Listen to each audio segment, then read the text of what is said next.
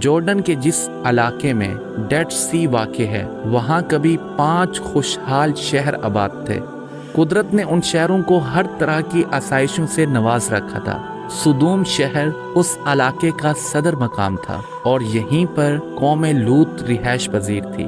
دوسری قومیں یہاں کی ترقی اور خوشحالی سے متاثر ہو کر کھینچی چلی آتی، مگر قوم لوط کو ان کا آنا پسند نہ تھا۔